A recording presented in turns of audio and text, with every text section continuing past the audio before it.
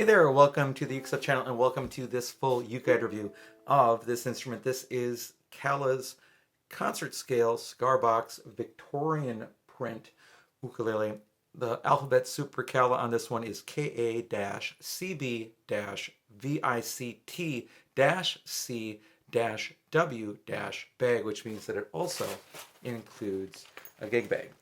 So I saw this one, spent my own money to buy it, and have had it for a little while, took it to school. This last week, my elementary students were crazy about it, totally transfixed by it, didn't understand why it was square. Talked a little bit about the history of cigar box ukuleles and how a lot of that came out of the tradition of the Great Depression in the United States, amongst other places, where basically you had to make instruments out of things that you found or things that you had when there wasn't money to buy a pre-made instrument. So yeah, Kala brought these out this year. There used to be another company, Eddie Finn, that used to sell cigar box ukulele, and I never really liked the sound of those that I played. I actually have made one of my own. I think you can find a video of that here on this channel. And mine is much larger, found a much larger cigar box, but this is pretty big as cigar box ukuleles go, and you really do get a lot of surface area for sound here, which does help out the instrument quite a bit. So what we're going to do in this review is, first of all, we're going to look at some subjective categories, then we'll look at the specifications, and then I'll summarize the instrument and give it a UkeGuide rating out of 5 possible ukuleles. There is a shortcut to this document. If you don't want to hear me talk about it, you can find it at ukestuff.info in my list of all the reviews I've done. Well over 100 at this point. It might be approaching 150 now, with instruments that I've looked at over the last few years, all in this same sort of style. So let's begin the review proper. The cost, $89. You can find them at your local music store that carries Kala or on the internet as well.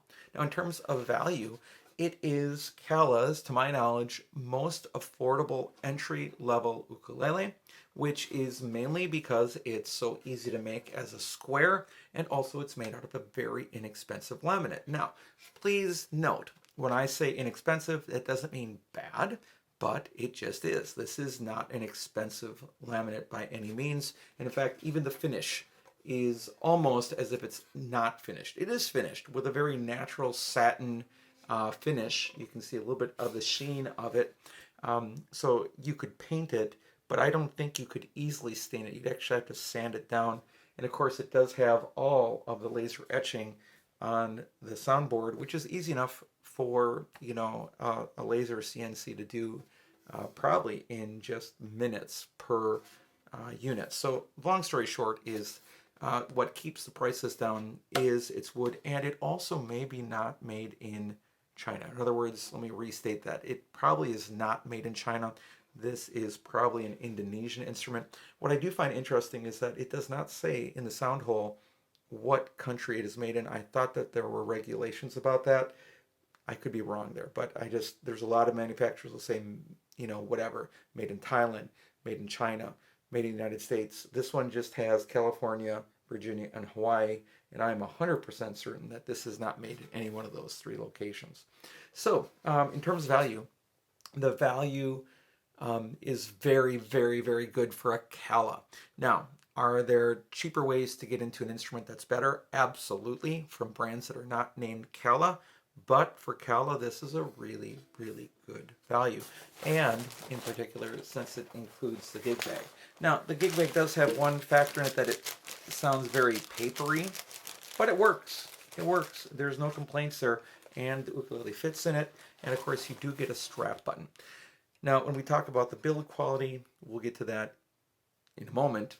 That's where I'll talk about the strap button here. So let's get to that.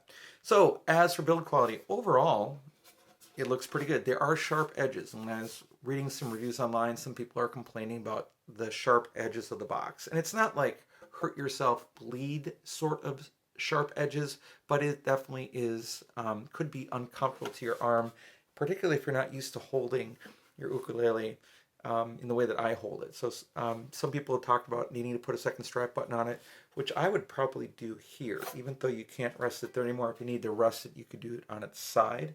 That I think would be better. And you already lose the ability to set it up on its tail end here because you have the strap button there. So I would probably put a second strap button here.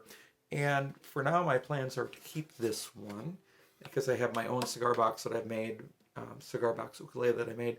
I would like to keep this one and bring it to school occasionally because I don't have to worry about it.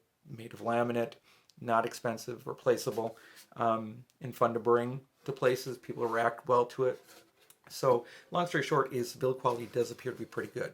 One of the things I do though is I take a look at the inside of the ukulele. And please note, this doesn't mean that an ukulele is good or bad, but it does let you know the sort of care that's put into the construction of it. So let's do that.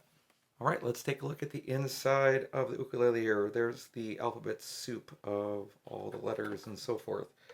Okay, right now we're looking at the soundboard up here. There we go. There is the bridge support. You've got that bridge plate there. You've got a vertical support running down. You can see you have a tail block. There's some extra glue. There's some bracing on the back. But look at the sides over here. They actually have the sides supported with a little post as well. So not only do you have notch kerfing, but you also have those posts. This would be a case where you could probably just not have notch kerfing.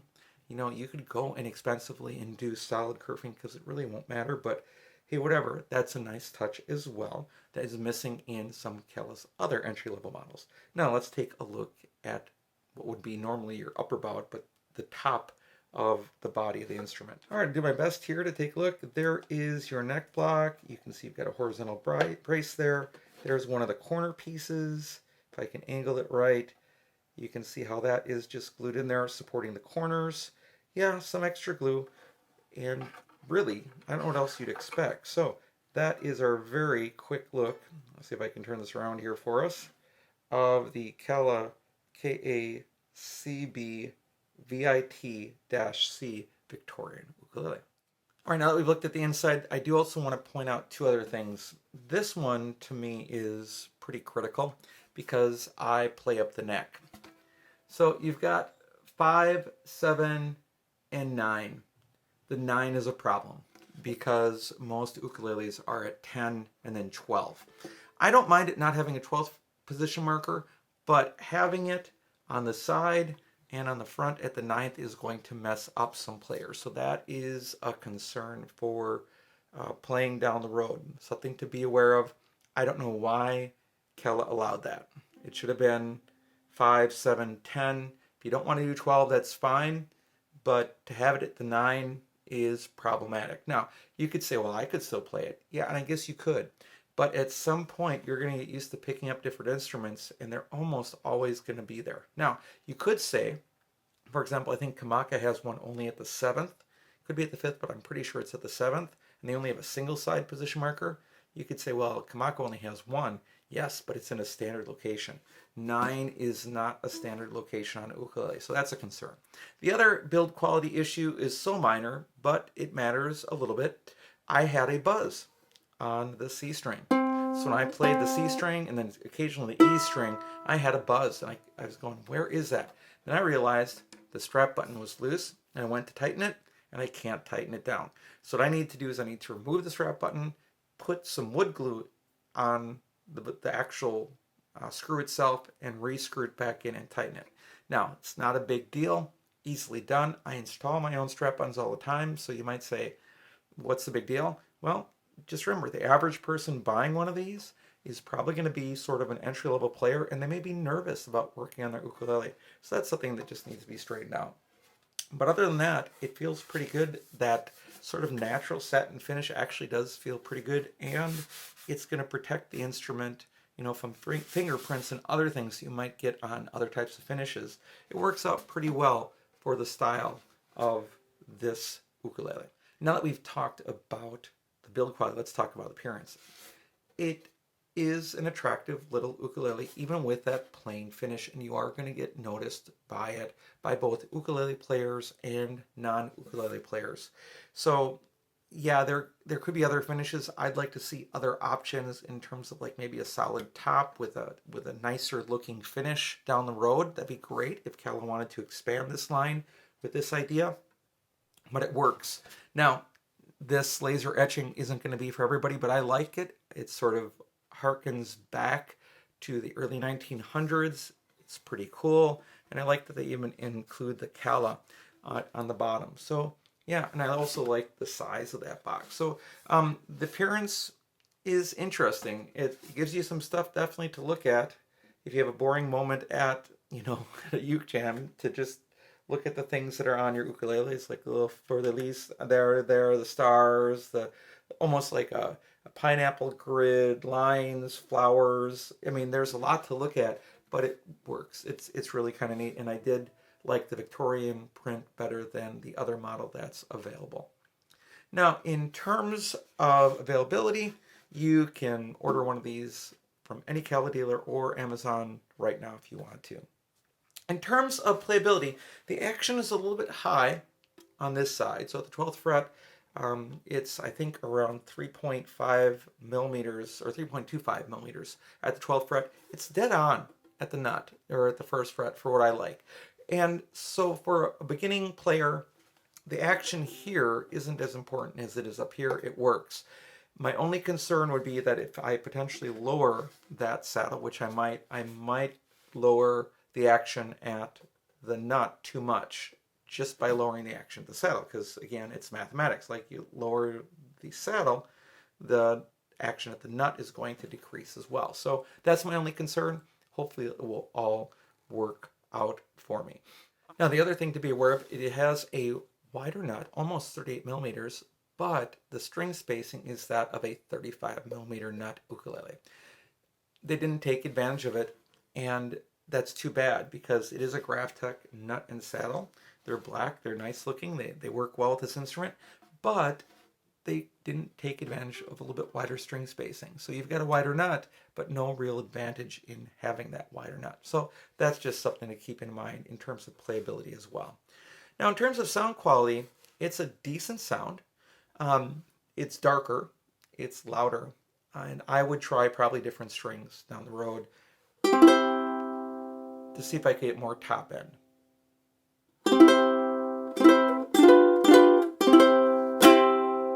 I'd really love to hear this with like a cedar top. I don't think I'd want to hear it with a spruce top. It might be too much.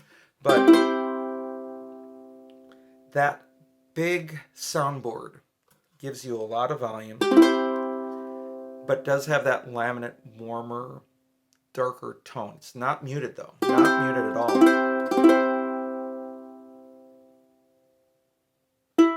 I really hear this E sustaining more than any other note. And I also hear a harmonic an octave or two higher than this G right here as I play.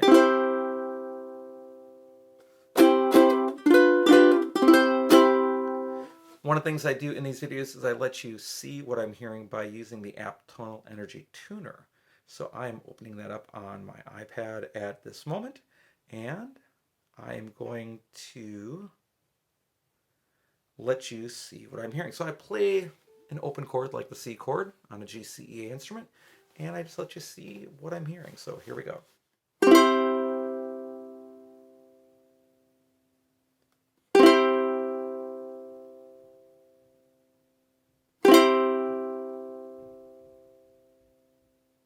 I'm actually getting much more sustain than the app is picking up right now.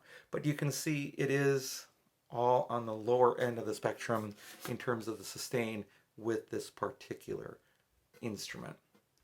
All right, now that we've talked about the subjective categories of this instrument, let's get into the specifications. It is a concert ukulele with a scale length from nut to saddle of 15.125 inches. 15.125 inches. It has, this is where it gets tricky, 9, right? 10, 11, 12, 13, 14, 15, 16, 17, 18 frets with 9, 10, 11, 12, 13, 14 to the body. It does have side position markers as well, but again, that 9th fret is a problem. The body style is a box. It's a box, which is, again, fun and different. The soundboard and body, back and sides are all made out of laminate Meranti. The fretboard is made out of rosewood. The bridge is made out of rosewood as well, and it is a tie bar bridge. Now, one thing that Kala could have done is they could have done a pull-through bridge, so especially since they had the bridge plate underneath. That would work. They could also have made it a slotted bridge since this is an entry-level instrument, making it easier for beginning players to change strings. Continuing on with that idea, it is not a radius fretboard as you would generally expect from an entry-level Kala. In fact, most Kalas don't have a radius fretboard, and the nut and saddle are made out of that black tusk material. It is not a compensated saddle, it just goes straight across, and the finish is sort of a flat, open pore satin that almost looks like it's unfinished, but it is. The overall length from the top of Kala's crown to the bottom, not counting the strap button, is 23.75 inches, and it weighs 1 pound, 4.3 ounces, so it is a little bit on the heavy end, but not terrible. They are unbranded, open-geared tuners that work just fine, as you would expect. The action at the first fret is 0.5 millimeters, which is dead on for what I like. The action at the 12th fret here, 9, 10, 11, 12, is 3.25 millimeters, which is higher than I'd like to see. So I may play around with the action on this one. The nut width is 37.44 millimeters, which is nice and wide, but the problem comes in with the string spacing, which is only 8.8 millimeters, measured 27.60 millimeters at the first fret, G to A. I always check at the first fret for this measurement. That's pretty tight spacing, even for a 35 millimeter nut ukulele. So Kala did not take advantage of their wider nut with wider string spacing. Why wouldn't you do that? I don't know. The other measurement that I do is I look at the depth of the neck at the 3rd fret from the top of the strings to the bottom of the neck, and it's 21.22 millimeters. So it's a very thick C-shaped neck, which is what, again, you generally expect from Kala. Why we can't change that profile a little bit, I don't know, but that's just kind of what we're locked into.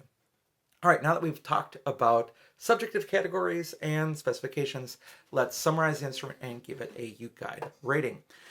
So this ukulele is made out of a very inexpensive laminate, probably not even made in China.